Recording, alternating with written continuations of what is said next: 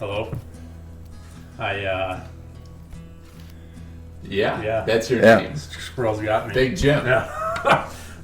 Really cold and fun. Cold and fun. Cold and fun. That's good that you think that of it, because that's what deer hunting typically is cold and fun. Yeah.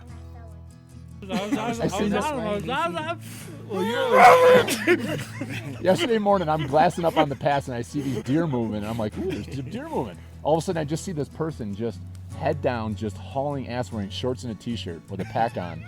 And I'm like, is that Tard? My dad always talks about floating through the woods like the autumn breeze. So Robert's when you're the 275 pounds, I don't know how you do that, but the Freightliner. It's just like a creeper. You're just kind of up in the corner watching what's going on down there. yeah. You know. He's like, he's up there slapping, pissing all over everything. is it warm yet? How did you know the name of the actor? That's right. I know. What'd you say his name? Hervé Villechaize. I can remember this.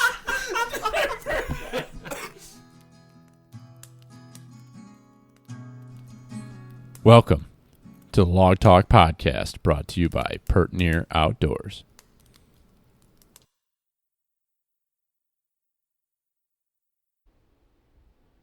Welcome back, everybody, to another episode of Log Talk with Pertinier Outdoors. This is your host, Billy, and this is going to be a kind of a two-part podcast.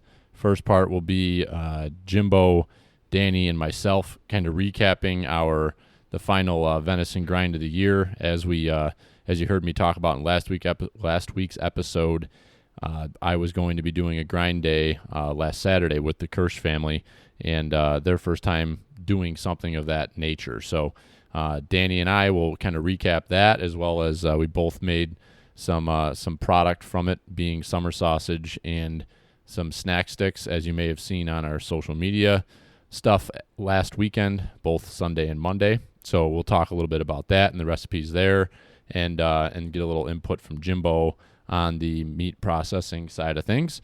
And then we'll chat a little bit about the Jimmy's winter up north in the Adirondacks with his snowmobiling. It's been a pretty good season, really kind of got a late start, but it's been pretty solid. So we'll kind of dig into that a little bit, and a fun Zahler story that we could all learn a little bit from with snowmobile safety. So I'll leave it at that, and I think you'll all get a kick out of that story. Happy ending, a little scary, but a little happy ending with that one. And then the second part of this will be an interview I did with my friend Jim DiAgostino out of Pennsylvania. So we met up with Jim at the Total Archery Challenge last year. Just one of those stories where you just ran into somebody and just instantly hit it off. And turns out we have a lot in common, and pretty cool dude. So we've stayed in touch since the Total Archery Challenge last summer, and he actually came up to Rochester and did a archery technician bow tuning.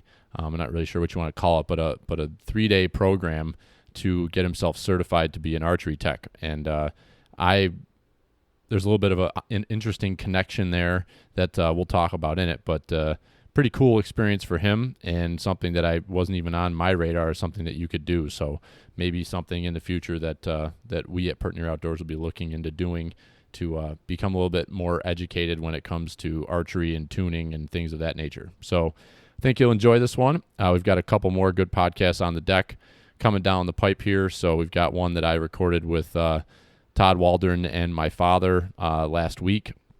So I'm excited to get that out to everybody. Got one with John Legansky from Whitetail 101. So that'll be coming down the pipe. And I believe I've got another couple already on the docket here for next week to get recorded. So we'll have a bunch of stuff in the hopper and ready to start putting out for you. So thanks again for following along. I appreciate it. And just to hit quickly on some of the upcoming events, I know we've got some outdoor trade shows coming here in the Western New York and in the New York area. So keep your eyes peeled on that, on the event schedule. You know, for us here in Western New York, we have the Western New York Sport and Travel Expo, been touching on that. And then the week following, we have a pint night that is scheduled for backcountry hunters and anglers. We'll be doing that at Rusty Nickel Brewing Company in West Seneca. So keep your eyes peeled on social for that. We'll be making sure to get some posts out there in Pertinier form we kind of were a little bit late throwing it together, but wanted to get it close to the outdoor shows so that we could talk about it there and try to get some interest from people to come to that the following week. So thanks again for everybody's participation. Hope you're enjoying your winter and enjoyed this beautiful weekend we had with a couple nice sunny days and got outside and enjoyed it. So without any more, hope you enjoy this episode. Thank you. Keep feeding them. So we want to talk some meat grinding? What are you talking meat grinding? I figured we'd have a quick team conversation about pretty much wrapping up our meat grinding operations from the year, since this past Saturday was pretty much the last big processing day we were going to have, right? So yeah. I'm sitting here with Danny, and Jimmy's on the Skype. Hi, Big Jim. Yeah. Hi. Hey. Hey. So what'd you think, Danny? How did Saturday go for you? It went pretty good. You play with your meat a lot? We played with a lot of meat. What was it, like 300 or 400 pounds? No, we didn't do that much. No? It was just under 200. Oh, okay. With pork included. Yeah. You always exaggerate the amount of meat you got. Yeah. If you got 200, you got 4. But it was 200. It was 200 pounds. You would rather have 6. Solid 6. I'm actually pretty. I can't wait to try my Italian, and I think it was a learning experience for everybody. That's what I was. It was definitely a learning for experience. that group, anyways. Yeah. We know how to grind meat, but we don't necessarily know how to package it that way and go about it the way we did. Yeah. And it took us a while to get going. Because for that group, so we were doing this with our hunting group out here with the Kirsches, and like we talked about in the last podcast with Dad, I mean, what they've always done is you just literally come off the table with burger right into the grinder, right into Ziploc bags, and you're done. And so this past weekend, we went ahead and we did what we've been doing with our family for the last 25 plus years, and we went through the whole grind it from frozen meat through the first grinder, coarse grind, and then over to the mixing table, mixed in pork, and then we mixed in the seasonings, and then through the second grind right into the burger tubes, the plastic bags. And I thought once we got into a rhythm, it took a little while to get going, but once we got going, we were crushing through the meat pretty quick. yeah, I think we could have even been going quicker. We just didn't have, more tables or more. We just didn't really have. It wasn't very well. Like, we didn't have the flow of things. Like, it was going from the coarse grind over across the way, and then we didn't really have good room on that table. It was kind of a cluster, but We had, I think the big problem was we had maybe me and you and maybe one other person knew what we were doing, and then we had some halfsies, some people that ground meat before, but I don't know how I want to season it or how I want to do all my meat, where you guys have your system. I think we just need a system. Yeah. Or do it more often where people know what they need to do. There was kind of a lot of just Peter pretty much sat there and pulled his pud. we had a lot of time too. It's not like we were in a hurry. He did a pretty nice job at the end cleaning. He's a good cleaner. You need those guys. Yeah. We needed time to drink beer too. We did. So it was a good. I was reflecting on that today. That was definitely. I was pretty well sauced up by the end of the night. Yeah. Yeah. So things got a little bit, when I got home and in the morning wake up and I had my summer sausage, and it was just ground up and just kind of soaking in that, in those bags. Yeah. And I didn't really, I didn't know if I mixed it properly because we were just over the table just pretty much throwing seasonings in, and I didn't know. I had no idea whether I mixed it properly. So, it ends up taking how many hours, you did the same thing with your snack sticks. Altogether, I think I probably had 15 to 20 hours between the processing, the smoking, and the packaging. Probably had 15 to 20 hours into making 20 pounds of summer sausage, but it all came out fantastic. I taste tested all of it, and it was freaking awesome. Did you try any of yours? Did yours come out good? Oh yeah, I tried that. Yeah. Oh yeah, it's good. The sticks are a lot more finicky than the summer sausage, in my opinion, because the summer sausage is a big log. It's hard to ruin it, and you're just worried about getting your internal temp right because you're not eating the skin. Where the sticks, you're eating the skin, and there's a lot of steps in there that I use the sausage maker stuff. There's a lot of steps in there that I'm adjusting as I do it more often because I want that skin cooked because I want it to snap when you bite into it. I had to adjust all my temperatures when I was cooking. How do you make that? I've never made that stuff before. So it's a small casing, stuff it. I let it sit overnight. You really don't need to do that. I just didn't have enough time because I was doing it during the work week. And then it was a 2-hour smoke on low temp, 130, 125.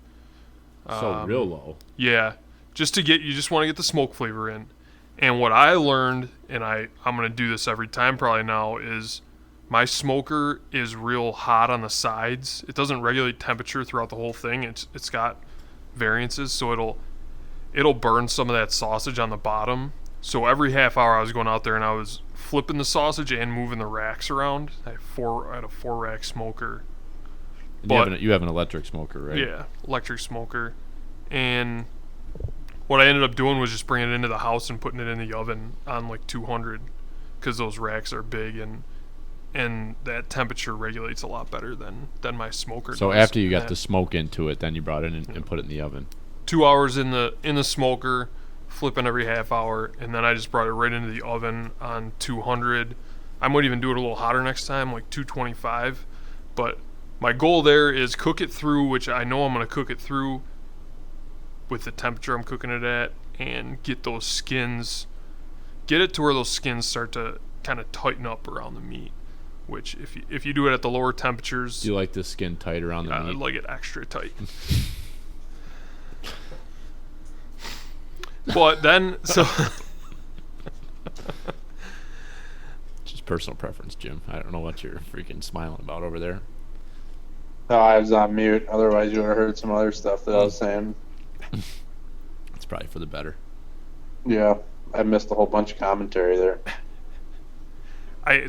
The other thing is they say dump it. Do you do the ice bath with your summer sausage? No. You had it outside, so I think that's probably good enough. It was right out of the smoker, and it was like 28 degrees out. I've learned my lesson. I gotta mute myself again for a second. I'll be right back. Roger, muting. I've done summer sausage and messed it up before by not cooling it off like that because all those juices flow to the bottom, and that really killed me. One batch of summer sausage I did. But with the sticks, they're so small, I don't think you really have that issue. They cool down quicker. And what I did was I just set them on the counter and I was flipping them a little bit. And I don't know. It was 11 o'clock by the time I got them finally done. So I was like, I'm going to bed. Put them in the fridge and went to bed. And they turned out really good. I half wonder if I didn't put enough. Well, I shouldn't say enough. I definitely put enough fat in to my summer sausage. But if I didn't put it in as heavy as I did last year, because when I got done smoking it, and then on Monday night when I took it out of the casing, there was no like excess fat at the bottom of each, at the bottom of the tubes or around the outside of the meat. Like it didn't cook out any of the fat. So there's definitely fat in the sausage, but it's not like overly fatty. So I'm really happy how it came out.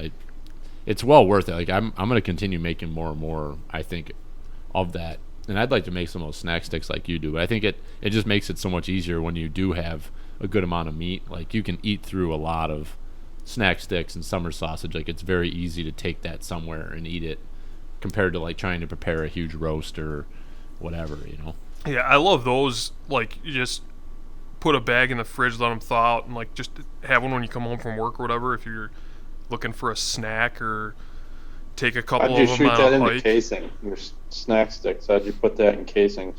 I got a nice small stuffer tube.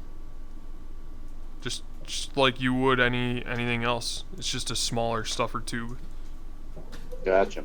So I don't know. You guys have your stuffer, and they come with, I don't know. Mine's got like 3 different sizes, and I just went out and I knew I wanted a smaller one for the sausage sticks, so I just went out and bought a smaller one, and it can be hard to get the meat through that smaller one with my grinder or with my stuffer.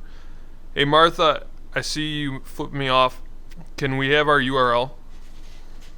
I don't know. Do you guys have a business account? Yes, we do.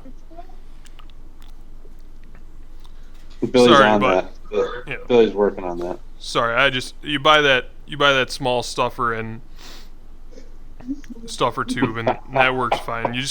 Sometimes you gotta add more water and loosen up the meat mixture, and it'll get it through it might be hard to get it through that small tube, but just add a little more water and it's all right.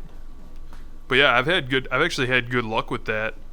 I thought it was gonna be kind of tough, but I've done 30 or 40 pounds and had no problems so far. And I like that stuff. Maybe even a little better than the summer sausage, but Nice. Oh, feeding them. Seltzer water. You put a little Bush Light in your instead of water. Little ice. You put Bush Light in your oh yeah, sausage. cooks out. I feel like it. I mean, I feel like it's a great idea. I saw you do it. Pretty And much water. I was kind of. Shut up, Jim. Bush Light's fucking quality. Pretty much water. It is pretty much water. They say not to cook with water. You're not supposed to add anything, Because water. any creates water, heat. because water doesn't have flavor. Because water is water. Yeah. Unless you have Probably use like a little bit of olive oil or vegetable oil or something. vegetable. I Vegetable don't know if you oil. want to put. You might be adding too much greasy, That's oil. fatty. Yeah, I don't think so, Jim. Oh, not much. Why don't Just, you keep just your enough. your amateur moist. tips to a minimum? They're not being Right. received well. Gotta keep your meat moist. That's true. So, did you guys discuss where the hell you got that 1922 meat stuffer from? No, Where did that That's- thing come from? my grandfather has probably made sausage for longer than I can count. Is this your Polish? Was this Probably, your yeah, Polish it's the grandfather? Polish. So they used to make breakfast and Polish sausage every year, and a lot of it. And we'd stuff our own. We got our own homemade Polish sausage recipe. That stuff is good. So that's where I got the stuffer. That's my grandfather's. So that thing is like, That's awesome. I don't know, probably about as old as that Hobart grinder that we got at the shop. That thing is Dude, a Jim, tank. this grinder that we brought over from the farm, it has to weigh 80 pounds. You can't move it with one person. We had to put it on a piece of wood and carry it over. That thing is a monster. Yeah, that's the biggest like non-industrial grinder I've ever seen in my life. Right. Like I think probably I don't think that. That Our- Thunderbird's pretty heavy. Yeah, but I don't think that Thunderbird is any less of a machine than this Hobart. But that thing was serious. But Dad texted me. He goes, "What the hell is Danny using to stuff this sausage?" I was like, "I don't know, man, but that thing looks awesome." Is it tough to clean? Like it looks like it's metal, or is it metal, or It's like cast. like cast iron? Yeah. Is it I tough don't to know. clean, or is it Not pretty really. easy? I mean, it's on a board. If I took it off the board, it'd probably be really easy to clean. Yeah. But I don't know. I've never got some big wash tubs and just toss her in there and scrub her down. It's not bad. How many pounds of meat can you fit in It's that? small. It's only like a 5-pounder. Yeah. So it's that, and it's kind of hard to crank. It's not geared super low like I think some of these newer ones are. Mm-hmm. But gets the job done. Yeah. For the And couple it's- times a year you need it. Yeah. Yeah, I'll have to try it. And this sausage maker stuff, you buy that online, or? I think I've done both. I like to go to their place downtown Buffalo. They have a place in Buffalo. Yeah, if you go right down Clinton Street into the city, it's at the Clinton Bailey Market there. Okay. You can just Google sausage maker and go there. I'll go there on a Saturday or something, or They close early usually. That's where you got your big tubs of seasoning from? Yep. I was kind of amazed when you walked in with those things. They're like the size of protein bottles. Yeah. I was like, what are you doing with all that? They have it is the coolest. I don't know if the place you go to is like this, but it is the coolest place for sausage making and seasonings you could imagine. Just like walls on top of walls of seasonings. It is freaking They do it cool. all there. Yeah. They have recipes on all of their stuff. So pepperoni, bologna, summer sausage, Italian sausage, Polish, like.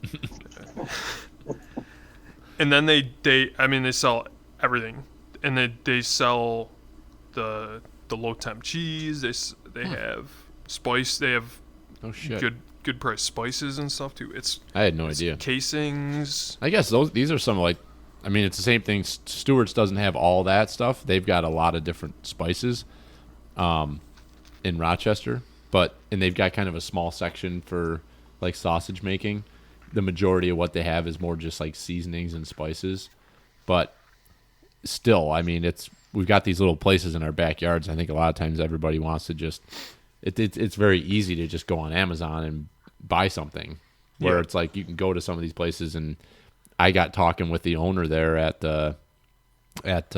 Stewart Spices, and he was like, I mean, he was full of information, and it's like that's the benefit of going to some of these local places, that you get to walk in and talk to somebody, and they have pointers or ideas on what they've done or what they've heard other people do to make their final product the best it can be. So yeah, take advantage of the local places for sure. That's what I'm learning. Yeah, and just do it. Even if you don't know how to butcher your own deer, just get a bulk bag of ground meat back from your butcher, and go buy like that sausage maker breakfast sausage, or I know you love your sausage seasonings.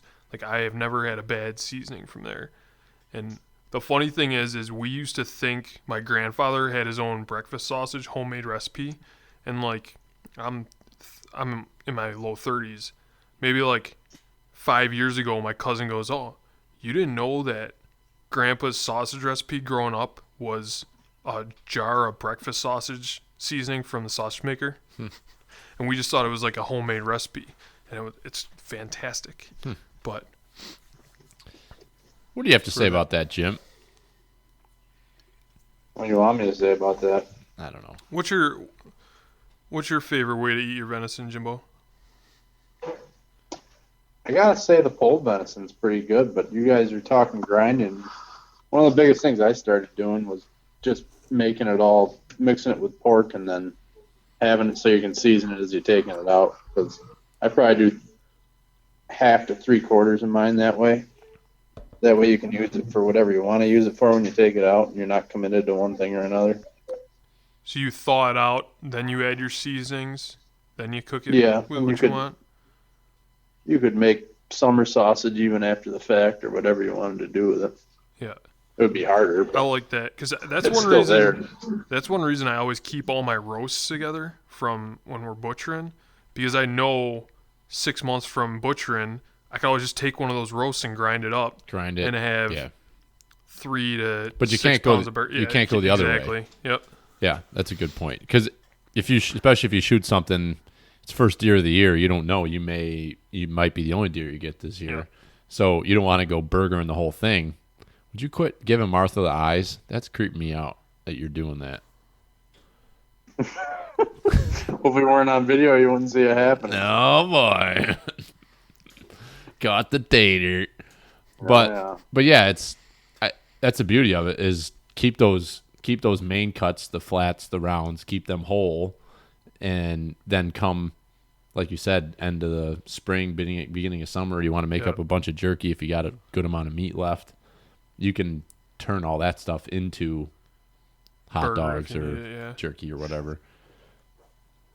And chances are it's held up better than as a whole piece of meat. Yeah. Yeah. Than it would have ground. Yeah, I was pretty bummed. So we were, and I've never seen this, Jim, and you can tell me if you've seen it or not, but we had I stored Bob's buck from PA. I stored his burger in my freezer, and the same way we always do, had it bagged up. in a garbage bag, and they pulled it out of the. You were over there, right? Yeah. You guys pulled it out of the garbage bag, and it was like all discolored, and it was like light brown, right? Yeah, it was. I'd like to know the sequence of events that led to what happened, because something definitely happened. Because there was even. So if it had frozen, and it was getting freezer burnt around the outside, the center of that hunk of meat would have been okay. Yeah. So that tells me that it happened before it was frozen, or it thawed completely and overthawed and got bad. But I'm not assuming it did that, because I think it was still kind of frozen. So my guess would be that it happened before. Right. How long did you wait to actually cut that up after you killed it? Well, that wouldn't have mattered, because we had quartered them. Yeah, we had quarters, and it was chunked, and the chunks within the bag had the brown all the way around the outside of the chunks. Oh, you just froze them like that? Yeah. No, I mean it was we chunked up, like, quote unquote burgered it. So we had the deer quartered from PA, brought it back here to New York. Yeah. Butchered it and chunked it all. He wanted the whole thing, the whole deer burger, which sucks because that was Bob's only deer this year. And so we burgered the entire deer. There was no cuts or nothing. Burgered the entire deer, put it in the garbage bag like we always do. And I think I double bagged it, but that wouldn't cause an issue. But I double bagged it because it was a big bag. It was like 25 pounds. And I just put it right in my freezer. Like, there was no in-between time. And that's why I'm asking you, Jim. Like, you've been doing the grind, you breaking down the meat in the coarse grind for years. Have you ever seen that happen with any of our stuff? Some of it gets a little bit different of a color to it than the rest of it, and normally it's the shit on the outside. It's not the stuff on the inside. Yeah. Maybe just the way it freezes gets that different color on it. And even a lot of the burger that we have that's finished since we started using these bag tubes that we were using right off the grinder. Yeah. Like the outside, like quarter inch of the meat when you break it open is like a different color than the inside. You know, it's that lighter brownish instead of like the redder meat. And I don't know. I think that's normal, though. That might just be the way it freezes. Or it could be the way it thaws. The outer layer. I think that outer layer maybe freezes first, and then the inner, is sealed, and then it freezes up normal color. I'm not sure, but I would say in those freezer bags, we've always had that happen where the outside has, like, if you were to thaw a hunk and take that freezer bag off and then just like break it in half, you'd see the inside of that is red and the outside just has like a real thin layer of brown. You almost say it's so kind of cooked a little bit. We never got that off of the vacuum sealed bags, but I've been seeing it off of the other bags we've been using. So maybe it's just a little air on the outside of the bag, or I would say those between the meat and the bag. I would say those ground meat bags don't have great freezer properties to them. Like, you don't. It's just a thin piece of plastic. Yeah, exactly. It's not anything special. So we're talking, for people that are listening, we're talking about the tubes. You've probably seen pictures or you've used them yourself you can take it right off the grinder, race right into the plastic bag, and then you spin the end of it, run it through the tape machine, and it twists off the end, and you've got a nice 1.5 to 2 pound tube of ground burger. So we started using those a couple of years ago because they're much more cost effective. But, we are finding a little bit of... I think you get a little air in there that you wouldn't have in a freezer bag or in a vacuum sealed bag. I think it's probably what you saw off of Bob's Burger, too. Did it smell funny or no? I don't know. Me and Dallas were grinding, and he was over there kind of just looking at it. He was going to trim some off of it, and I knew right away it didn't look good. So I never went back. Bob's he's pretty picky about the meat. I feel like he saw that, and it kind of turned him off immediately. Which I was bummed. I turned around and looked over, and I saw him leaving the shop, and I felt terrible because I knew that was the only deer he had for the whole year, and it was in my freezer. And, so I felt real bad about He it. probably figured you shot so many deer there was no room in your freezer. That's So he was probably what fucking threw the bag outside. He probably figured I hung it in my garage until grind day, but that's Yeah, not the truth. yeah. I had room. It was in there. Being the nice guy you are, you probably find a couple roasts or something. I gave him a couple tubes of burger that I had with me, and I'm gonna continue to provide whatever he needs. But He could be like your Lynn. He could just go into your house whenever he needs burger and just Yeah. take what he needs out of your freezer. yeah, he did. Bob did get a bunch of, like, I think he got like 7 pounds of That's good. 7 pounds of elk. Tard gave him. He gave us all. A bunch That's of, it? You killed a whole fucking elk and you got 7 pounds? Well, he got some roasts off it already, but he took 7 pounds. That was insane. How much burger that was just off of one. I mean, that was like, it was almost 50 pounds of burger. It was like 44 pounds of burger, plus he added 15 pounds of pork. Pork butt. It was crazy. Yeah, we It were was grinding. nuts. We were grinding one elk for like 45 minutes For a long time. And I know, like, we had some struggles with our elk hunt this year, but like it almost makes me want to go back for elk for that reason alone. Just the we volume know of meat you get. we know what we're getting into. If we go back, we know we have to be prepared for hell that we paid last time. But like the meat's gonna be better. It's gonna be more. I don't know. I'm not saying I want to go for elk or mule deer or one or the other. It doesn't matter. I just the good meat, the amount of meat, and just elk hunting, like, kind of, they're both the same to me, really. Yeah. Positives, negatives are the same, but seeing how much meat he got and like how good that meat is, it doesn't have any of that gaminess that venison has. Not that I think venison has a lot of gaminess, but yeah, just making the burgers fresh that night, it was like, God damn, this is really good. It was really good. Yeah, it was. We didn't put any seasoning or anything. It was just straight. Yeah, that stuff's really good. Nice. Yeah, it was awesome. So, anything else that you guys wanna? I'm gonna use this as the intro to our to my podcast with Jim DiAgostino, the gentleman that we met in PA last year at TAC. Oh, I thought you were talking about Dansville Jim. No, not Dansville Okay. Jim. No, He's a good guy. he is Not a good that guy. Jim DiAgostino is not. But No, most gyms are good people. I don't know too many bad gyms. No, there are some weird ones. I could count a few of them. Yeah, might be one. Starting with myself. Yeah. Mm. You look tired. You tired, Jim? I'm tuckered. Life getting you? Yeah, too much fun. Pushing it a little too hard? Yeah, all that work you've been Mhm. doing the last couple days, Jim. Yeah, but I got Friday off, so it's alright. Problem is, you gotta go back to work to rest. Right, exactly. You're going so wide open. You're Wide open. how many miles have you put on in the last few weeks? I think I'm at 966 for this season, and that's mostly in the last few weeks Yeah, because it was pretty shitty to begin with. pert near. So I'm gonna sell the wife's sled and buy a new sled for the hell of it. Are you? Yeah, Is that really happening? yeah. She rode. You're gonna replace No. yours, or you're gonna replace No. hers? We're gonna keep mine, so we have a 852 stroke, and then we're gonna buy a 900 turbo Why? just to send it. Why? You like Sam's 900 turbo too much? Yeah, Martha rode that, and she was like, "We need one of these." So,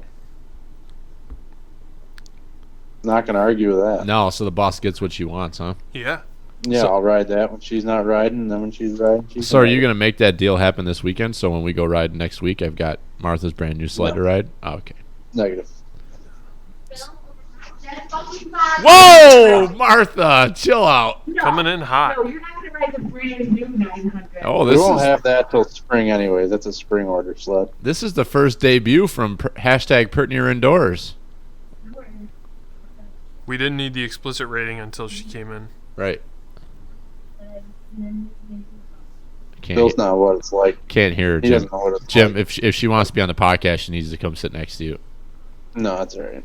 Okay. I will say. She said if you need to learn what it's like to have some throttle between your legs on the 600. Oh, okay. I've ridden your sled, and I felt like there was some throttle between my legs on that thing. Yeah. So we're gonna spring order 2021. Spring order 2021. What does that mean? Yep. It means it's a spring order only sled, so you get special options that you can't get any other time. Oh. They got a fucking 7.8-inch touchscreen, fucking What? GPS going on their new sleds. What? Yeah, How is that even necessary? It's not necessary. dude, it's Oh awesome. man, I guess I gotta upgrade. Completely necessary. That your sled It's the only thing that Skidoo's been lacking is not having GPS on their screens, and they just added it for this year. So That's ridiculous. So like legitimately like a touchscreen you'd have on your vehicle. yeah, and it's got like a dial and a keypad over on the side panel that you can run it. It's pretty crazy. How's the GPS? You can put chips in there or something so you can update the Maps. No, it's an app on your phone. It's gonna be BRP Go. BRAP. And BRAP. Is that what that means? yeah, BRP is actually Can-Am, like Skidoo. So they're gonna make it BRP Go app. So you hook it up, and then it'll just run like your car GPS. Oh, so it's running through your Google Maps or whatever. Yeah, and then there's like a little compartment right behind it. It's got like a heated cell phone case and charger and everything. Oh my God, they've thought about it, everything. Yeah, it's I feel like I'm living in the Stone Ages of snowmobiling over here. Your sled does. Well, Speaking of no throttle between your legs, your sled's kind of doggish, right? It's a 550 Oh, it's fan cold. It's a 550. fan cold. It's Yeah, it's when I- about they don't make them that slow anymore. I No. don't think. When I hopped on that thing we were loading it in the back of your truck, Yeah. and I was like getting on it, and I'm like, "This thing gonna go, or is she warming up?" or Well, what? she was warming up definitely, but we. Are you oh still man, rocking that old one you flipped through the field there? His Evil Knievel sled. no, Yeah. I totaled that 2 years ago, and A second time? well, no, it was not totaled the first time. It just needed some cosmetic You were adjustments. totaled. Yeah, you were totaled. I was totaled. Do you want to Yes. share that story, Danny? I think you should. What's funny is Sunday we rode through the field that I crashed in, and I pointed out to my dad, and he's like, "Oh yeah, all right, that makes sense." Your old now." man's like, "Yeah, I've sent it off that before too." Yeah. Yeah, son of a bitch.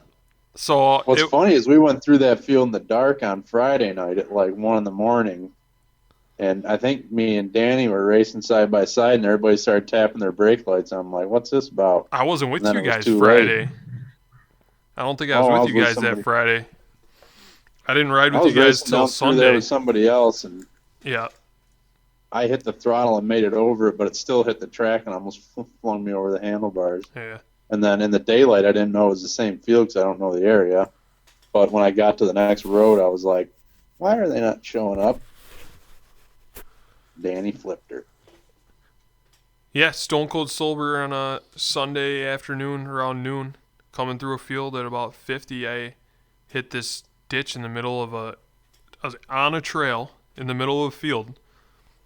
It was real flat light, if I remember right, wasn't it? It was like Yeah, it was a sunny. nice day, but Yeah. it was like flat light. So Billy's behind me, and I explicitly remember coming out of the field there, telling Billy to go, because I was picking up the rear.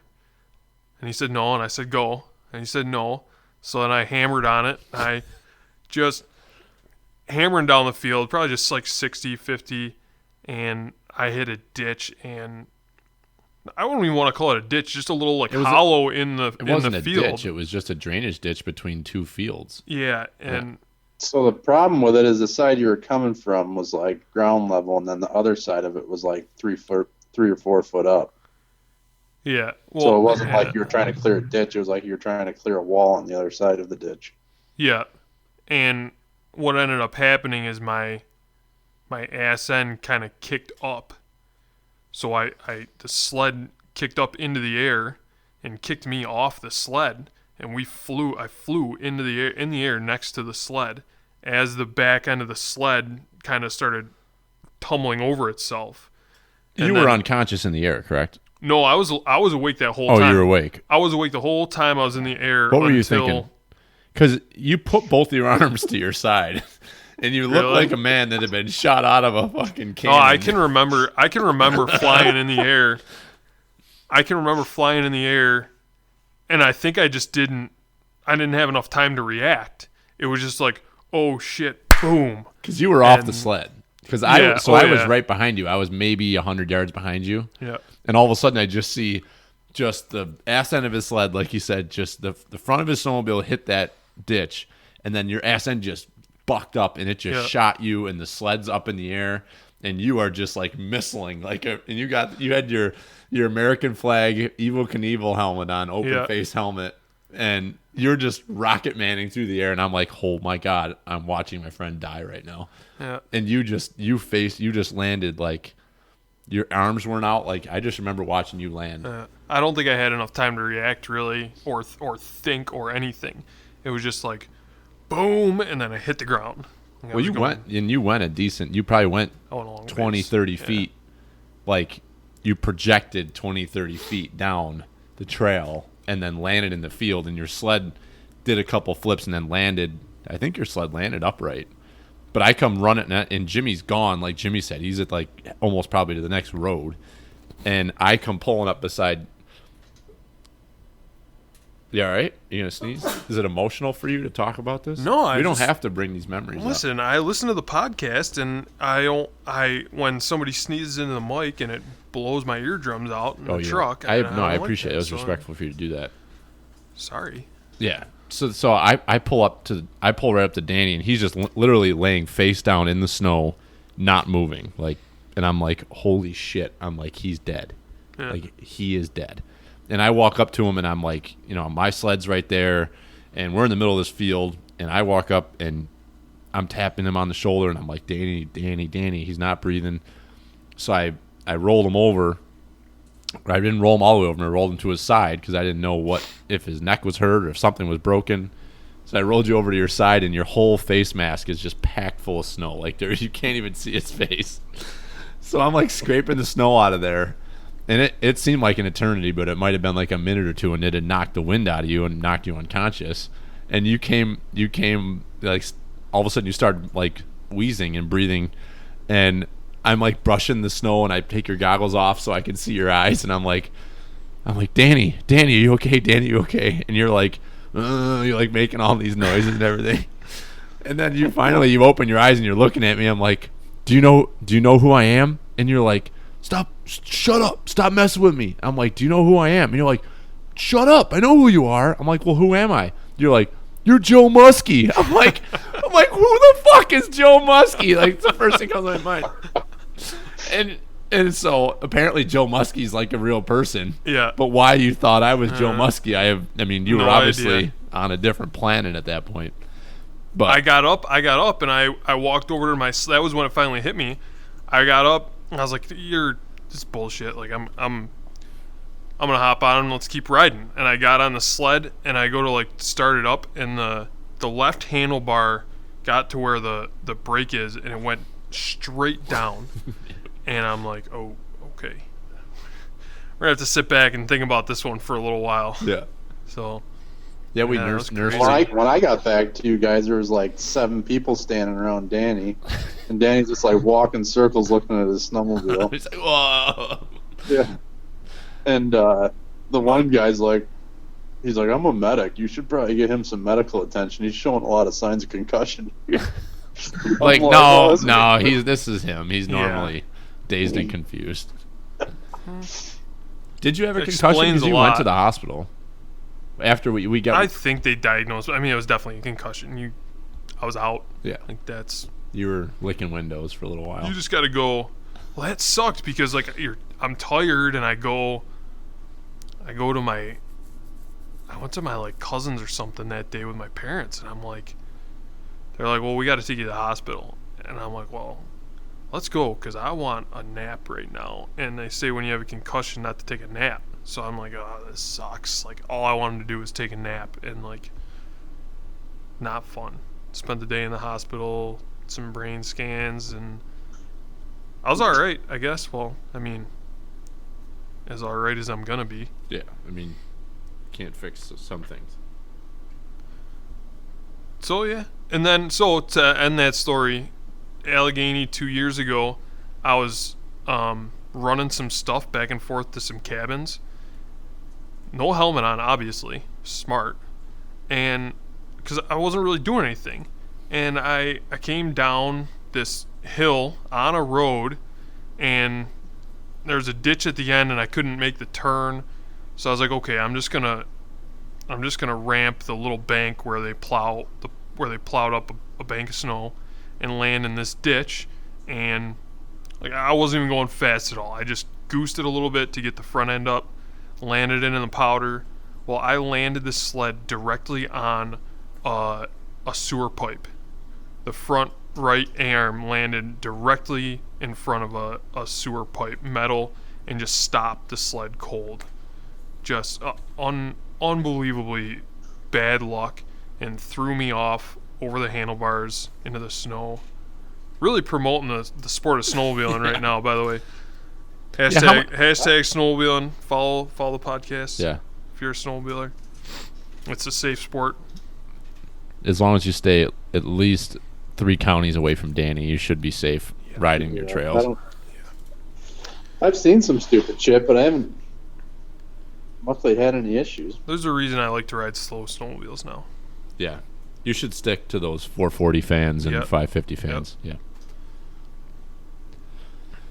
So I guess we'll start kind of wrapping this up, but we've been kind of talking snowmobiling here at the end, I guess. So how I guess kind of in closing, Jim, you've been posting a lot about the mileage you've been putting on and the riding you've had the last several weekends. So everything been pretty good up north. It seemed like now's the time to get it.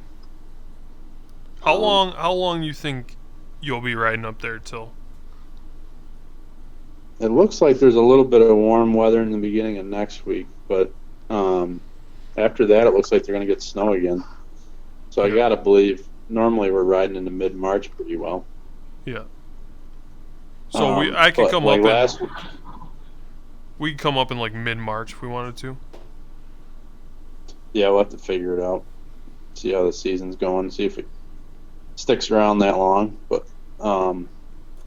like we rode some of the south towns the other day. That's mostly like you go down towards Barneveld, towards Utica, over towards Ohio. You get into a lot of farmland. It's pretty much all fields. Some beautiful riding over there, and they get the snow, and they got it. So we went down that way on Saturday with Tim, and it was really good riding down there. And then Monday we had the day off, and we pretty much rode the entire loop from my in-laws' house down towards Rome, over towards Camden, up towards Redfield, out the other side of Barnes Corners almost to 81, and then back across the entire hill over towards Lowville, and then down through Boonville back to the house. And it was almost 200 miles. I had to do a couple of loops down the seasonal roads when I got back to the house to make 200 miles out of it, because I wasn't stopping until I had 200. Yeah, I get a couple 200-mile days during the season. Is that like a big day? Like, I don't even know what That's a big day. Yeah. Normally we ride like 100 to 150 is average. That's pretty easy. Yeah. But you got to spend either all day or hit the conditions just right to get that many miles in a day. Yeah. We've been riding pretty much waking up at 6, riding by 7, and done by noon most days. And we're getting like 100, 150. That's actually that's got to be kind of fun. Then your whole day's not freaking whopped and. Yeah. Yeah, and the trails are excellent in the morning, and then they get beat up as the day goes on. Cause, like this last weekend wasn't too bad, I think, because everywhere had snow. There was other places to ride, but up till now, like you either had to go to Tug Hill or Old Forge, or you weren't riding. But we were getting there at like 6:30, 7 o'clock in the morning, and you wouldn't see hardly anybody till 10. And then from 10 to noon, it would start to get busier, but you're already pretty much on your downhill side of your ride and back to the truck and beat the rush. So Yeah. now that the riding's more spread out and it's not so bad, you can kind of ride later into the day. It's good. But when the riding's sparse, you got to get out early and get after it. Yeah. We've been getting out early and getting after it, and then just doing shit around the house during the day. My father-in-law, we've been grooming the trails around the house with an old bed spring, which has actually been working really good. What? Yeah, freaking tow this old bed spring. It's been the trail's probably better than the snowmobile trails we've been using. What are you using the trails for? Like cross-country skiing, snowshoeing, snowmobiling, that kind of stuff, just around the house. Because you, like right now, there's probably 3 foot of snow up there, and if you don't have a layer to walk on, it's just miserable. You just post holing the whole time. Yeah. So you get that shit packed down, it makes the whole property usable. We've been having some bonfires up at the lookout and stuff. It's been fun. Nice. Yeah. Right on. Right on, right on. Well, Danny's out of beer, so Yep. that means that we must need to wrap this thing up. Yeah. You're only a few minutes late. You're not going to get too much trouble. Oh, we'll be good. Yep, Danny's good. We'll be good. I think. I hope. Thanks for jumping on, Jimbo. I know you had some Yeah. paperwork to do, and I got one day of it done anyway. yeah, I'm glad we got our Pertinier business meeting under our belts. We'll do a month. We're doing a monthly meeting here, people. It's getting real serious. Pertinier serious. Yeah, what am I gonna have? Maybe I'll have a saddle by next. Maybe I'll make that. Yeah. I'm not worried about a website. You got me on a website for the next month. I'm worried about getting a saddle. You already bought your saddle. No. Well, I thought you already bought it. No. So you're still shopping. Oh. Yeah. Okay. Yep. You should. Oh, there's the big guy right there. So you should keep dragging your feet on that, and then next thing you know, it'll be freaking July, and you're gonna want a saddle, and everybody in the country is gonna want a saddle, and it's gonna take you forever to get one. Yeah. I mean, well, everybody's gonna hear about it on our podcast, so I better get one before that. But no, I found a guy. He's got like a 2-week lead time. Making them in his basement. Not like those crappy tether. No, sorry. I don't care what you say. I don't know anything about saddles, to be honest. I know. So you're just gonna start throwing shade on people, you know? So I thought it was funny. what's going on here with this antler dice deal there, Bill? I don't know. They were looking to see if there's other people out there that wanted to work with them, so I sent them an application. See if they would be interested in the Pertinier Outdoors gang Didn't working. I see an email that it was accepted? Did he? You didn't know I'm that? pretty sure you got an, Yeah, we're pretty sure you got an accepted email. we're there. Antler Ice Pro staff. Is that right? Yeah. Oh, look at that. You didn't know that? Man, I thought, man, CEO over here doesn't everybody- even check the email. Oh, what had happened is Yeah. we're big into that. What about we didn't get it? Yeah, Oh, 2 okay. down, right there. All right, there it is, right there. Me and Jimbo knew that, and you didn't. How does that make you feel? That just happened. That happened yesterday. Man, I was sleeping at the wheel. Holy shit! I already got stuff in the mail. Did you? Are you out there? Are you putting some scent drags out right now?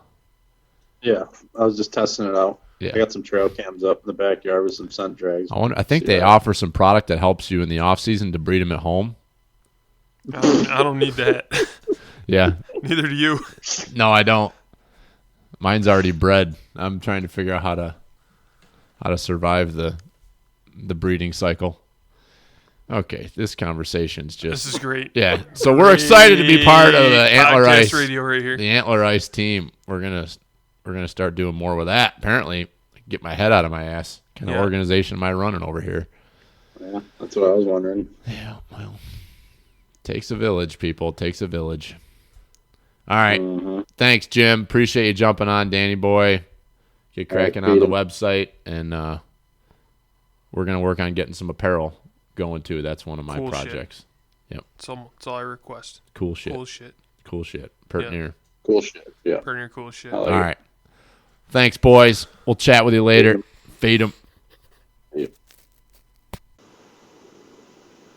So how are you making out? Where are you at?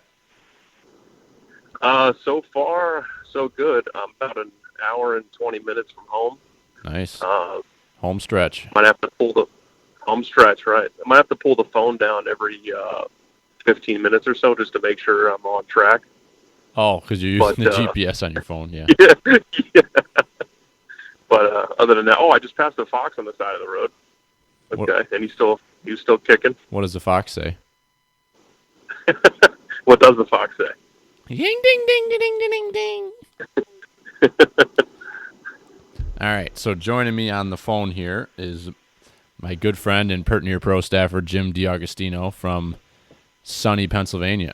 I don't even know where you're from in Pennsylvania. Where are you from, Jim?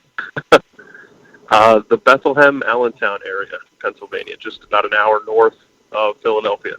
Nice. Just outside the city. Yep. So you, if you've been following along with the podcast, you may have heard me tell a story about Jim and when we had the Log Talk reboot with Danny, myself, and Jimmy, and we chatted a little bit about the Total Archery Challenge and how we had met some really cool people down there and kind of built some friendships that have carried on since last summer. And Jim is one of those guys. And so I don't know if you want to kind of introduce yourself, Jim, and then kind of run down how the hell we got to know each other, and then we'll kind of just see where the conversation takes us from there. Yeah, so I'm Pennsylvania Jim, as the Pertner guys refer to me as. I ran into the Pertner guys at the Total Archery Challenge out at Seven Springs, PA. From what I understand, that was their first time out there at the Total Archery Challenge, and it was my first time as well. I had been doing some research online at different, interesting 3D shoots and stuff, and of course, I follow guys like Dudley and Cameron Haynes and fellows like that.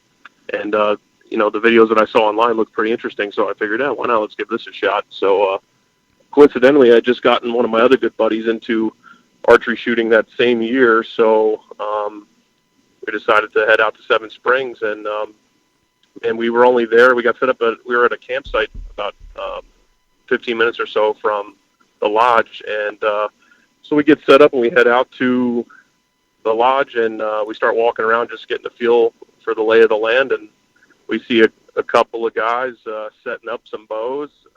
One guy in particular had a prime bow. I've never seen one in person before. They had a cooler full of beer, so me and my buddy walked up and introduced ourselves, and the rest is history. It kind of didn't leave our sides. We were like, yeah, you guys want a beer? And then we started talking about hunting out west, and it didn't take long for us to figure out that we were gonna get along just fine. Yeah, I started talking with your brother a lot, Jimmy, and coincidentally we have the same name. But aside from that, it was like almost looking in the mirror. Like we kind of have the same burly, bearded type build, and, right? Both kind of husky gentlemen. Yep, husky fellas. Yeah. We both have. He's got a dog. His name's Hank. My dog's name's Homer. So that was kind of a little coincidence there. We both share the same love and passion for hunting whitetails, and it was just kind of like he felt like my brother from another mother. Exactly. So we didn't really get to chat a whole lot. How did because we didn't shoot together the second day. We hung out all night and stayed out too late, and then we got up in the morning. I think we saw you guys down in the little village area there around where all the vendors were, and hung out a little bit in the morning. But how did you guys' shoot go that day? Yeah, it was really good. We met up with a couple of guys from West Virginia, and I think Tennessee was one of the other states that the guys were from. They just popped up out of nowhere, really. We got started on the first target, and two guys followed up behind us, and then as we were going, another two more joined up. I think they came from another course or something, but everyone was really friendly out there, and the shoot went really well. Surprisingly, I only broke up 3 arrows, I think, on the day, so I take that as a win for my first ever archery shoot. Doing something like that. I think there was a red stag and a Yeti that was out at like 130 yards or something. So Which to only break 3 arrows. Which course did you guys shoot? We shot the Mountain Ops course. Okay, yeah, we did the same one. Yeah, that was because that was the one that was down. You kind of worked off and went, kind of stayed at the same level and like wrapped around the base of the hill, right, through the woods. Yeah, on that logging road. The Yeti target, was that down like you were above that target? Do you remember? I'm trying to think. Because it almost makes me think now that maybe we were the Sitka course. I think you guys did the Sitka course. I'm pretty sure you guys did the Sitka course because I don't remember shooting the Yeti. Yeah, okay, that seems right. I wanted to say Mountain Ops because I know Mountain Ops and Sitka were the 2 hardest courses, and I remember the registration had run out. So when I told my buddy like that we were going to be shooting the hardest course they have, we were like, well, let's just go for it anyway.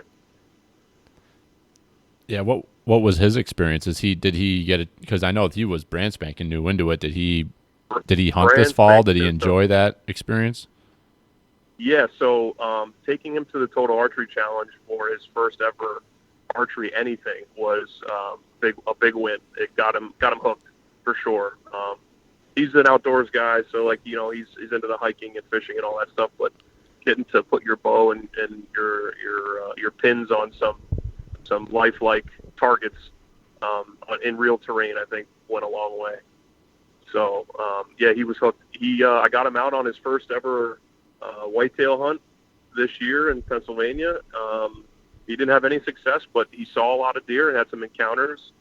He got to feel what it's like to shake when a buck's in front of you, and so I think I think we got him reeled in for life. It's awesome, and I think that I was nervous. I mean, going to that event and you show up and there's tons of people there, and there's people there that are social media faces that you recognize, and it's just kind of an intimidating thing. But on the flip side, it's awesome if you're new to archery or new to hunting, because I mean, just look at us. I mean, you go to this event, it was just the 2 of you guys, and within 10 minutes, you meet a group of 4 that are just like you, just want to hang out and end up building a friendship. So I think if there's anybody listening to this, I know that TAC is already sold out for PA at this point. We're recording this on the 17th of February. I'm pretty sure it sold out like almost immediately. But if there's any events, it doesn't have to be a Total Archery Challenge. If there's any archery event, what I've found is that you go to those things and people are just arms open and, for the most part, willing to give you any pointers, or just very welcoming. I think from the outside looking in, and I've been around hunting my whole life, really, and around archery my whole life, and I was intimidated going to that and nervous. But in hindsight, now that I've done it, you don't need to feel that. That I guess those butterflies when you go to like something that's got like a competition to it is natural, but it's a pretty damn welcoming group of people that you're around, for that day or two that you're at that event for sure. Yeah, I couldn't agree more. I mean, I for sure was nervous as well. I mean, you walk up to to the course trailhead and you see guys with really top-notch equipment. They're wearing Hoyt and PSE jerseys. They look like they've shot professionally before, and we're just a couple of guys from the hills of Pennsylvania, just hoping to stick foam. And so yeah, but like you said, the guys were really welcoming, and even the guys that look like pros were very helpful, and they didn't make you feel like a rookie. Right.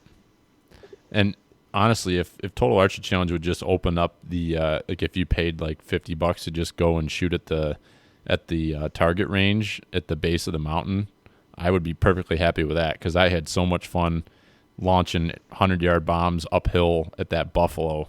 There was nothing better than just standing down there with like 15 or 20 people and everybody just starts launching arrows at the same time. It's like something out of Braveheart. Yep. It was awesome. Yeah, that's the truth. That was some of my best memories from that weekend was actually at that target range. And I don't know if you remember, but late one night we had some extracurricular archery shooting. Alleged. Yeah, alleged. And Trigger made a couple pretty wild shots. He's got skills, skills that, until you get a few bush lights on him, you don't understand what type of what he brings to the table, but we found out the next morning it was he brings quite a bit. Yeah. And I think that night he actually might even have blown his bow up and was able to repair it in time to shoot the next morning. Yes, he did. Pretty impressive. Yep, we repaired his bow in. Well, what happened was we were needing Illuminox, so we were gluing. This is it about. I don't even want to. We were gluing Illuminox in, and he shot an arrow out of his bow that he should not have, with a glued-in Luminox.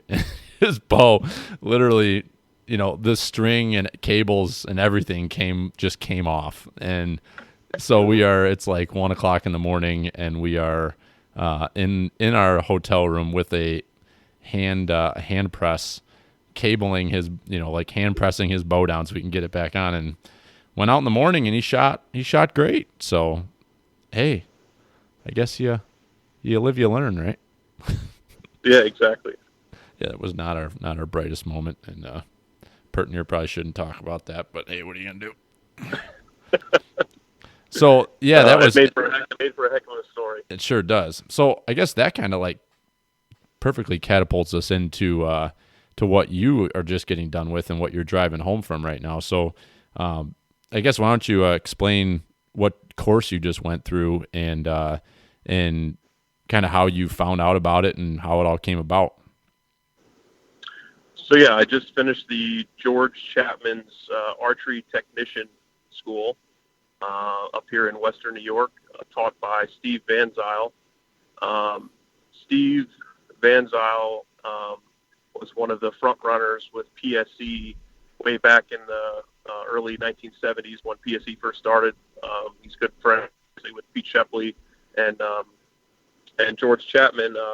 George Chapman has since passed away, but he was the founder of this archery course, and their whole goal is very similar to what even Pertinier Outdoors is trying to do, which is, get more guys involved in the sport, educate them, and figure out how to pass things on to the next generation. And I'm so thankful that he did that, because here I am. I just completed that course. I have my certification, and I can now go work in a bow shop if I'd like to. But really, what I was after is just to further my knowledge of archery and archery equipment, so that way I could, repair my own stuff, tune my bows to my liking, help out my buddies, get more people involved, make it more cost effective for some other folks. So yeah, I mean, that's the gist of the course. Why outside of that, why I also decided to take it is just, I remember being small, like 5, 6 years old, down in my dad's basement, and I'd be sitting on his workbench while he's tinkering on his bow, and I remember helping hand him parts and stuff, and I remember we used to, back then, aluminum arrows, we used to dip them in paint and do cresting, which is basically like these little paint stripes you'd put on them just to make the arrows kind of look flashy. It didn't really do anything flight wise, and then he showed me how to fletch arrows and put inserts in, and what tips to use, and different grains and scaling things and all that kind of stuff. So I kind of had that early bug, if you will, on archery. I've just been fascinated with building something like that and making it fly absolutely perfect. And I just I'm thankful now that I was able to take things to the next level and complete something like this later on in life. And it makes me feel good, because I have a little one coming on the way in July, and I get to pass this down just like my dad, passed it down to me. Absolutely. And you and I talked earlier when we were chatting on the phone. It's funny because I think you and I have chatted more on the phone in the last 2 weeks than I have with my own wife, which is kind of awkward. But but we were chatting about, your day. Today was your last day of the course. This is Monday, President's Day. So we were talking this morning on your way in for the last day of the class, and we were just chatting about how valuable you found going to and actually doing a hands-on course like this. And I had never even heard of this course, which is comical, and I'll get into that in a minute. But you going there and actually doing it hands-on. There's so much information on YouTube, podcasts, books. There's so much out there, but primarily like in the media side of things, so much information about how to do all this stuff. But it's almost like force overload. Like there's just too much of it in there. And I suffer from ADD, and I was telling you that. Like I don't have the patience to sit in front of a computer, or I can listen to somebody explain it on a podcast, but I have a very hard time like actually physically putting it together. I hear people talking about tuning a bow or tuning an arrow or setting an arrow up, and until I actually physically put my hands on it to do it, I have a very hard time understanding it. And you were saying the same thing, and what a great opportunity this course gave you to physically put your hands on this stuff for days, on 3 days straight, to really wrap your arms around how all this works and how you can tune that bow up and tune that archery system to perform at its highest grade. Yeah, exactly. I mean, Steve puts on quite the show. I mean, he's an extremely comical guy. He was very welcoming. This whole thing goes down in his personal basement, which is one of the most unbelievable man caves you'll ever see. And he's like I said, he's very welcoming, and he's a super knowledgeable guy. I mean, you sit down and you go through his book that he's written a book on this whole thing, which we get to take home with us throughout the course. And you learn what's on paper just like you do in school, but then not only that, you immediately stop and get up and go to the workbench and apply it, to a real bow. And it's perfect. I couldn't have asked for anything better. I mean, I feel like I walk out of there really ready to take this sport to the next level, and I'm excited for what the future is going to hold now that I have this knowledge in my pocket. That's awesome. So I'm going to be sending all of my bows to you via UPS, and since you're pro staff, that means you have to give me free service on my bow. So I appreciate that. And so what I was going to explain about how it's completely bizarre how this all lines up, and so Jim had reached out to me and said he was coming up for this course a couple months ago, and when I asked him, where he was headed, and Rochester's, it's a decent sized city, but it's not that big, so you kind of get to know people in the community and names. And when he said it was Steve Van Zyl, I couldn't believe that you said. I'm like, Steve Van Zyl? I'm like, I know Steve Van Zyl. So Steve is, if you listen to the last podcast, I'm not sure when I'm going to air this one exactly what it's going to line, but my dad and I, in our podcast we just posted this morning on our Bean Hill Meat Cutters, our venison grinding party that we do, we talked about Lynn Rouse. So Lynn Rouse is the one who had the big buck, who had the box that my dad talked about that he built for himself, the urn, for when he was to pass away. So how this all connects back to Steve is that Lynn's daughters, one of the daughters is married to one of my dad's best friends, Rick, and the other daughter is married to Steve Van Zyl. And then, so that's how it all ties back around to this. So then I get off the phone with you this morning. I call my dad, and my dad starts telling me all these stories about Steve and how he bought a bow off of Steve, and my brother's got his first bow he bought off of Steve and got lessons from him on how to shoot, which I don't know where I was. I was probably off picking daisies or something when that was all going on. But yeah, it's pretty wild how small of a world it is, and that first off, how you and I met, and number two, how you've circled back around and ended up connecting me. So now the outcome of that is that I've gotten back in touch. Dad's going to get back in touch with Steve. Dad would like to buy a new bow, and you would talk to Steve about wanting to get on the podcast with us. So we're going to try to put that together and get him and his wife on, because his wife is a pretty good archer herself, and has done a bunch of 3D tournament style shooting. And does she hunt as well? I'm not sure about that. I don't know if she hunts anymore. I know she definitely used to. Okay. Steve shared a couple of stories, but we'll save that for that podcast. He's got a ton of stories to tell, and the guy has been there and seen it all. I mean, he's a legend for sure. That's awesome. So that's that. Now, how did your deer season go? You and I haven't really chatted at all about your deer season. So how did your PA whitetail season go for you? I tell you what, the deer season was filled with ups and downs. It was, you know, in typical Pennsylvania fashion, you could sit weeks on end and not see a tail, or you could sit for 5 minutes and have the most unbelievable encounter of your life. And really, you know, I had both of that, you know, incorporated in my Pennsylvania season. And where I hunt mostly near my dad's property is in 4C, Pennsylvania, which we're fortunate enough in that area to hunt a week and a half early than the rest of the state when it comes to archery season. So we're able to get out there and get started a little sooner. So I was fortunate enough to put a lot of extra time in the early on. And I had some pretty wild encounters early on. I mean, the first 2 weeks of the archery season there, I seen two of the big shooters that I had on camera. One in particular, I actually had an encounter where I had missed him. I had misjudged the yardage. He came in at about 35 yards, and I was shooting him for 25 yards. And I know there's some archers that are probably going to hear this and go, how is that even possible? Well, I shoot a single pin sight, and aside from that, where my tree stand's located and where he was coming in from was kind of like on a hill.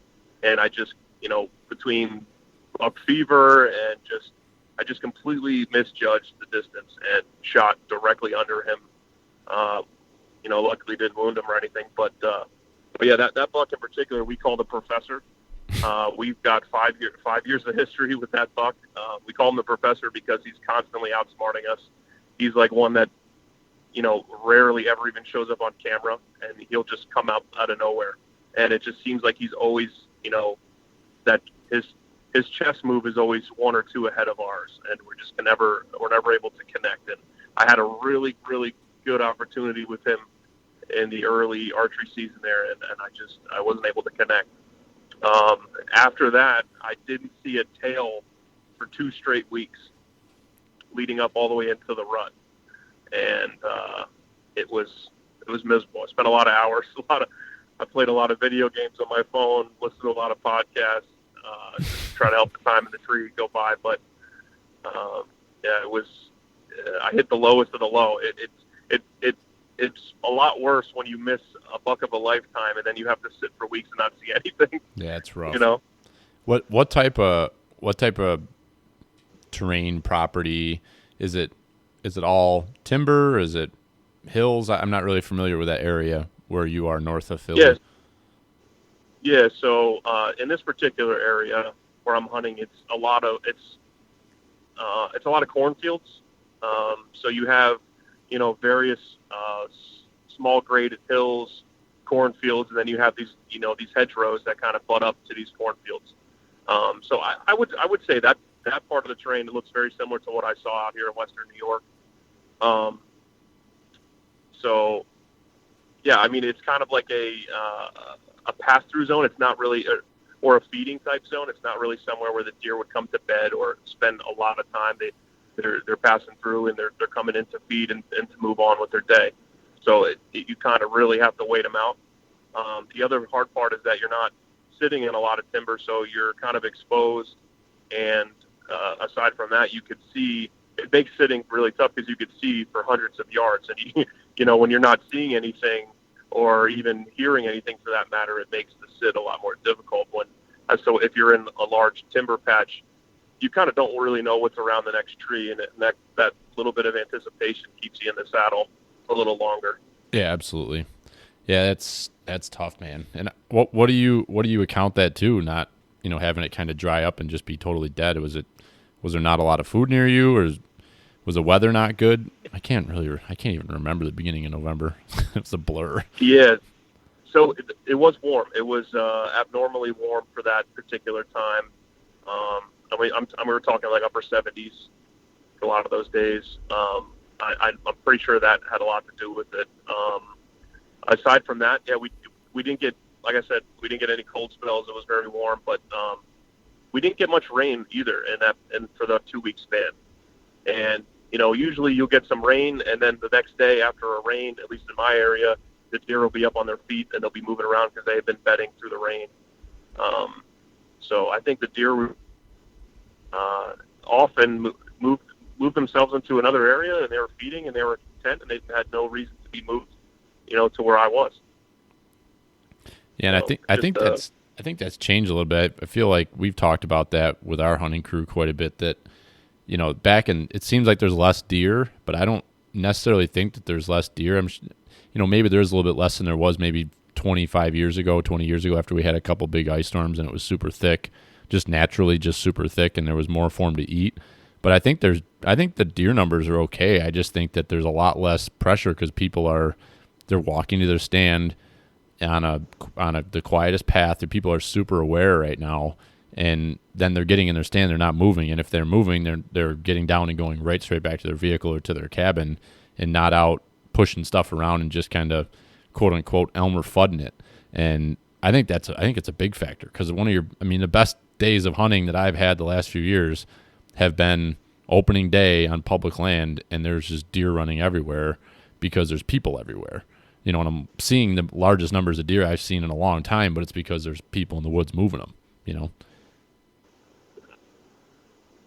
Yeah, I couldn't agree more. Also that area where I hunt, my dad's property. Besides me and my dad, the neighbors and stuff, they're not real big avid archers. A lot of rifle hunters in Pennsylvania. You don't see as many archers out there as there used to be. So we don't have guys coming in and out of the woods for lunch breaks and pushing deer around. So it's just a waiting game. And if the weather's not right or the wind's not right and things aren't in your favor, it's going to make for really long sits. But that it does. Yeah. Do you hunt? Do you guys hunt rifle down there in your area or no? Typically, no. We like to go. We have a tradition that we go to Monroe County in Pennsylvania. It's a little further north of us. That we go to the game lands, and it just seems to be a little bit more active, just because there's so many more people out there. I get my grandfather out and walking around, and he enjoys that. There's a lot of like logging roads and things like that where the game commission has put through there that make it nice for the older guys that can't really hike through the brush and the rocks and things like that. So we put those guys on the roads, and us younger guys will push through the thick briars and things like that. And we usually get deer moving around almost every time we're out there. Somebody's going to get a shot. It's been really good to us over the years, and it's a really, really good area for bear as well. I know we talked briefly about maybe getting you guys down here to do a little bear hunt and see what we can come up with that. But Monroe County's been good to us. Yeah, that'd be interesting. Because PA's bear season. So with us up here in New York, you can hunt bear right through if you're in the southern zone, which is where we are down here in the Western New York area. It runs parallel right with deer season.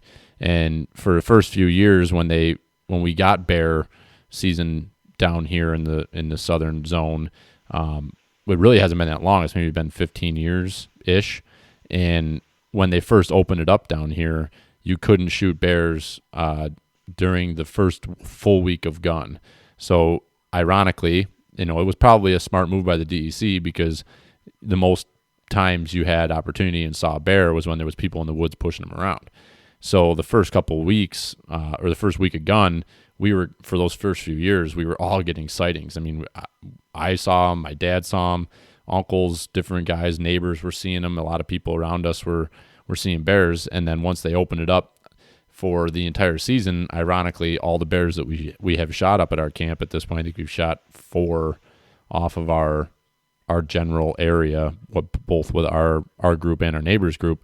All of those bears that have been shot were towards the end of the season, so it had nothing to do with the first week of gun and pressure. It was just that they were out and about.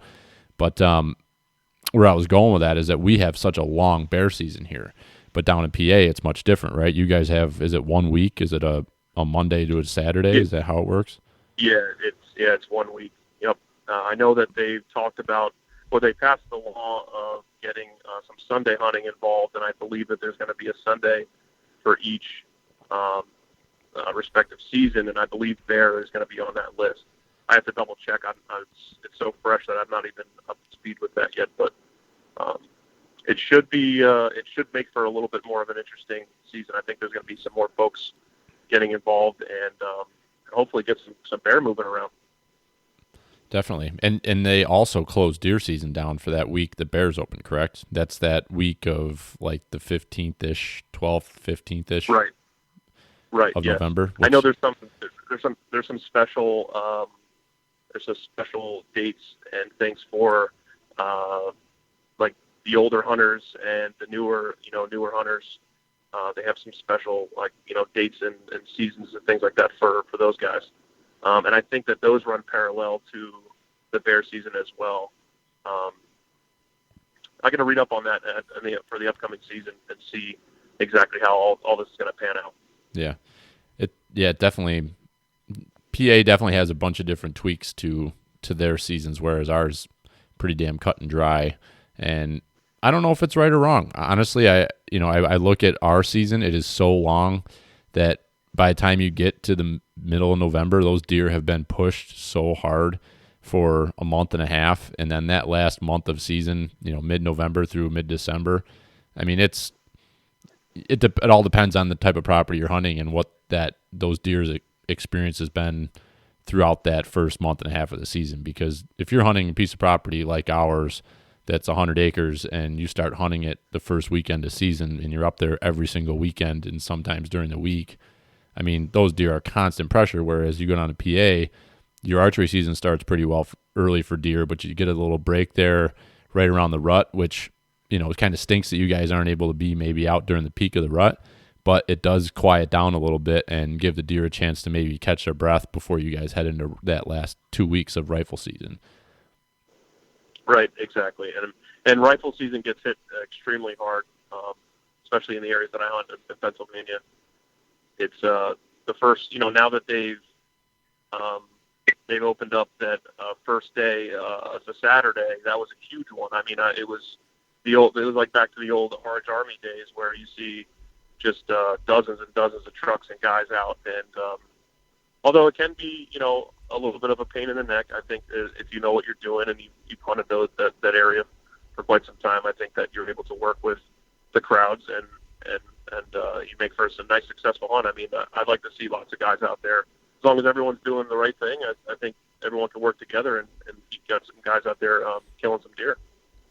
Yeah, and I mean that's been our experience. I've been down 4 straight years, and if you've been following along with us, you know that we did a few episodes on our PA hunt, and I mean what an opportunity it is for us to go down to a state that's 2 hours away, and we can have an out-of-state hunting experience, and the amount of vast, not wilderness area, but national or state forest land that we're able to get out in and go out and just put on some huge still hunts, aka deer drives, in this big landscape. It is such a fun time. But in the reverse side of things, you have the same opportunity to come up here to New York. And in the non-resident license is not going to break your bank. You're looking at I'm looking right here to try to figure out. Of course, you pay for everything, kind of like a la carte. But if you were to want to buy a license as an out-of-state, a non-resident, you're looking at maybe $150 to $200 total if you were to buy all of the possible tags you could have. And that's not. I mean, how far is it for you from where you live to get up to, PA and the Catskills, or sorry, New York and up into the Catskills? Yeah, you're talking like 2-3 hours. Yeah. So, I mean, that's the cool part about where you live, where I live. A lot of us in the Northeast, we're really not much further than a couple-hour drive to go hunt another state. And we all talk so much about going out west, which it is an absolute experience to go out west. But we have a pretty cool opportunity to just hop a state line within a couple hours, and you could get up in the morning at 4 a.m. and be sitting in another state hunting by sunup, which is a pretty sweet thing that we have here in the Northeast. Yeah, for sure. I mean, I've been doing a lot more listening to some podcasts, watching guys on YouTube like The Hunting Public and folks like that. It's really got me fired up about, jumping some state lines, to your point, and feeling out some other states and seeing what they have to offer. And there's a lot of good deer and a lot of good hunting, and it's so close. It's right in our backyard. We just need to put a little extra drive time, a little extra effort in, and I think we could make some stuff happen. Absolutely. Yeah, I saw, I was on, I don't know if it was Facebook or Instagram today. I think it was on Facebook. Somebody posted on the New York BHA page what the number of acres were in the Northeast based on, huntable public access land, and PA was like 4 million something acres. Hold on, bear with me a second. I'm going to find this because it's a pretty incredible stat, and I couldn't believe that New York was right behind. I guess I can believe it, but let me find that. Here we go. So huntable public land breakdown for the Northeast. So PA is number 1 in the Northeast, and that is 4,170,000 acres of land. And New York is not far behind there with 3,824,000 acres. And I mean, that's a massive amount of area. And we all think about that there's a lack of opportunity, and it's like, what are you talking about? It's like I grew up hunting private land, and I never even thought about this stuff. And, now it just becoming more aware, and after experiencing that Western adventure, there is just incredible opportunity we have right in our backyards, and it's a pretty incredible opportunity we have as residents of these states to do that. Yeah, I mean that is more acreage than any of us are going to cover in a lifetime. I feel like it's we can get out there and get in areas where if you're one of those guys that's worried about hunting right in somebody's lap, I mean there's plenty of places to go to spread yourself out. You just got to put in a little extra effort and make it happen. Absolutely. So that we are just segueing beautifully into all these different things I wanted to talk about.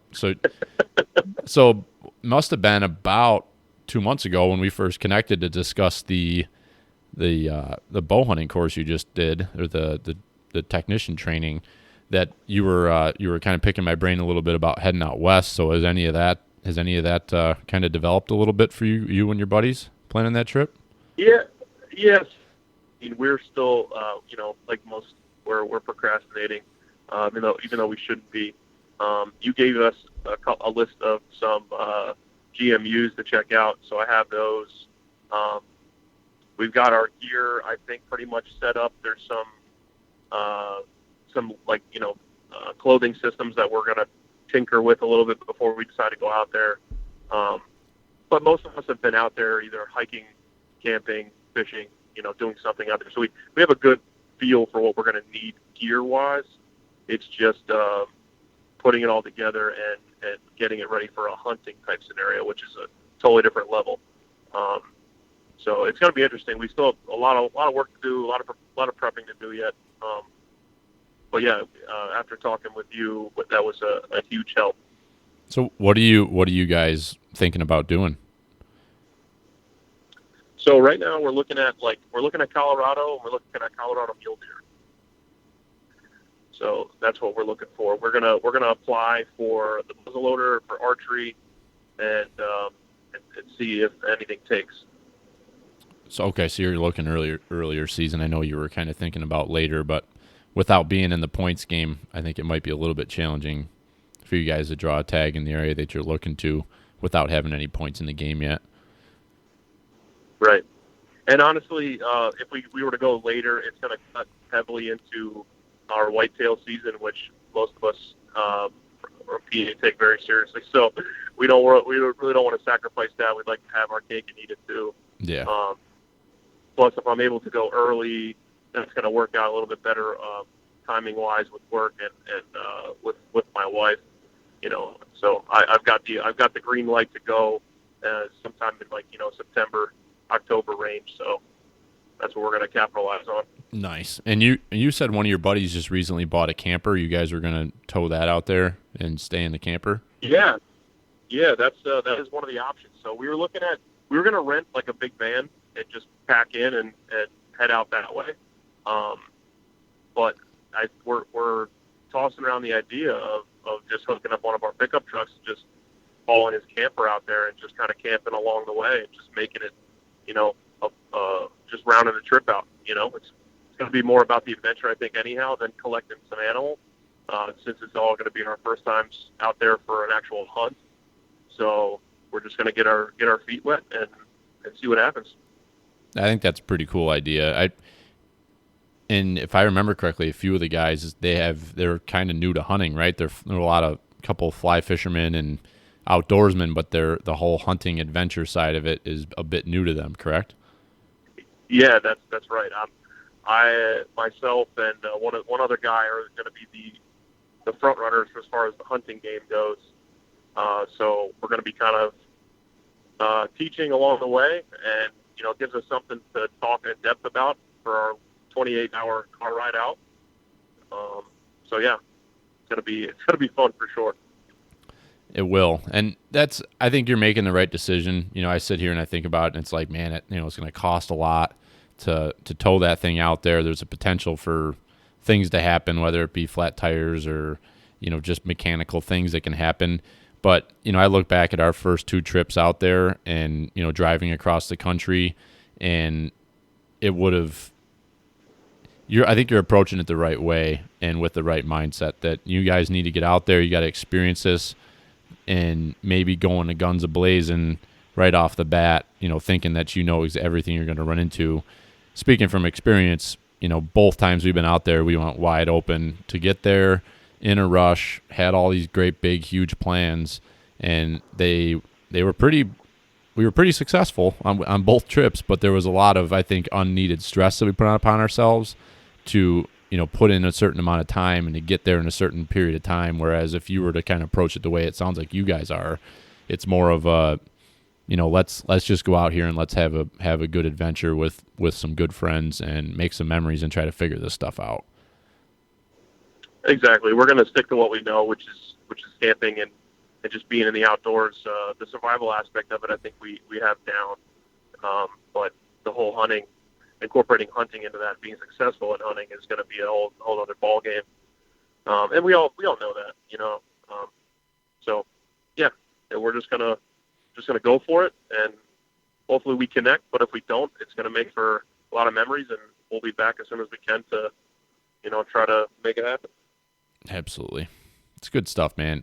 I love the fact that you're going out there and doing that. And one of the things that we first started talking about when you and your buddy, what was your buddy's name? Attack, I forgot. Brock? Yeah. Yep. I don't know why I want to call one of the two of you John. That's hilarious, because when I addressed that letter to you for those stickers, I'm like, John DiAugustino. And I text you and I'm like, they're coming.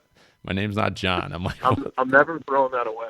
I'm keeping that letter forever. I'll post that with my when we post this podcast. I'll put that picture up, because you sent me a picture of it and you crossed out John and wrote Jim on it. It's classic.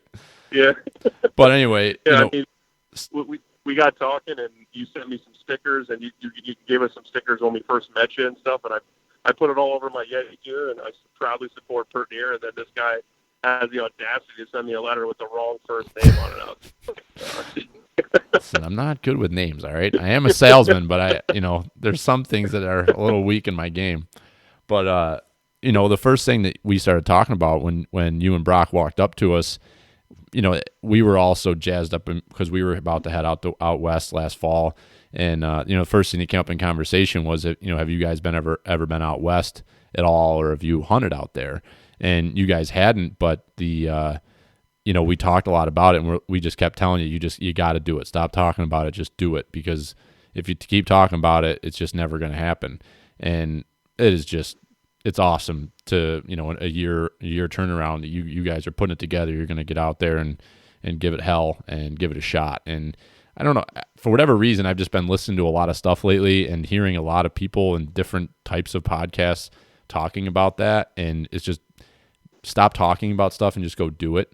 And I think it's so easy in this world that we're in now. There's just so much going on that, you can set goals and you can say you want to go do something, but sometimes you spend so much time talking about it, so much time planning it, that you don't just go freaking do it. So, more power to you boys for just saying, you know what, we don't really know exactly what we're going to do or how we're going to do it, but we're just going to go do it because we got the time and we got the ability to do it. So let's go give it hell and get out west. So good for you guys. It's awesome. Yeah, definitely. I mean, another thing is that, similar to the Western style hunts, anybody can just pick up their gear if they hunt whitetails in their area or whatever it is, and just go out to public land like we talked about before, and kind of put together a mini Western type style hunt where you rough it, you go out to you're experiencing new land, new mountains, new terrain, and just put it together, do the camping and survival aspect of it, try to be successful, but you're essentially prepping yourself for that next level of going out west and being at high altitudes and all those things. You're kind of figuring out what gear you're going to need. You're going to figure out, how long it takes to do certain things. And I think that any of us can experience that with a little bit of effort in any state. 100%. And I think that's something that I've been messaging with a couple other guys from PA, and I know you and I have talked a little bit that it'd be fun in the future. It'll be tough to put that together this fall with you doing what you're doing, and with myself having another one coming here in May. It'll be 2-on-2 in the Harvey household, but it'd be fun to try to put something together, whether we do something in PA or we get together in New York and go to a place where we can set up a base camp and have a bunch of us all kind of come back to the same place at night, but we can all, whether we're all hunting the same exact area or just driving to a neighboring piece of state land or whatever it is, we really need to do that. I think that's something we need to put on all of our radar, whether even if it's chasing turkeys around, just doing something like that for a weekend would be a freaking riot to get a bunch of us together that have connected over the last couple of years and go out and try to make something happen. Yeah, for sure. We got to just put it on the calendar, just book it, just commit, and I think that it's going to be a blast. It's going to make for one hell of a podcast. If it's anything like the ones that you posted about, from being down at PA, I mean, those are hilarious. And it would be awesome to learn from guys from different states and different hunting backgrounds, and I think that's just going to make us better in the long run. Yeah, and you can teach us how to tune our bows. You have a certificate now. Yeah, I can't wait. I was joking with my wife before I called you, and I says I'm more proud of this certificate than I am my bachelor's degree. Yeah, you made that comment to me too, and if you would have realized that 10 years ago when you were signing on those lines for all those student loans, hindsight's 2020. Mm-hmm. It's so funny how your priorities change. Yeah, it really is. It's something. I mean, there's not a ton of money to be made in the archery industry, but there's a little bit. But it's mainly for the guys for the love of the sport, and that's exactly what I'm doing it for. And that's why I say that this certificate means more to me. It strikes me, right in